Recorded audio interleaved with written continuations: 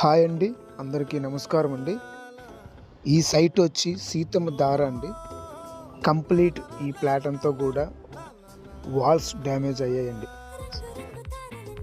ఈ walls damage అవ్వడం కారణం ఏంటంటే వాష్రూమ్స్ అండి.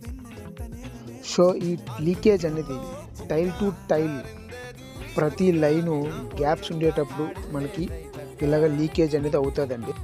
సో వాటర్ అంతా కూడా ఆ గ్యాప్స్లోకి వెళ్ళి స్టోరేజ్ అయ్యి సైడ్ గోడలంతా కూడా 1 ఫీట్ 2 ఫీట్ వాల్ వరకు కూడా మనకి వాటర్ గోల్ అనేది వాల్స్ అన్ని డ్యామేజ్ అవుతాయి. సో మనం చేసే కంప్లీట్గా వర్క్ ఏంటంటే వాష్రూమ్స్ ఇన్సైడ్ 48 డిగ్రీస్ హోల్ వేసి 4 ఇంచ్ హోల్లో ప్రెజర్ గ్రౌటింగ్ చేసి ఇలాగ చేయడం వల్ల ఏంటంటే ఫ్లోరింగ్లో ఎక్కడ వాటర్ ఉన్నా ఎక్కడ లూజ్ ఉన్నా సరే ఈ మెటీరియల్ అనేది వెళ్ళి ఫిల్ అవుతుందండి లోపలంతా.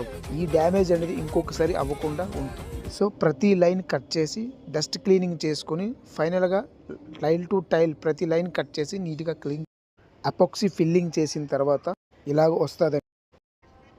ఓకే, మరొక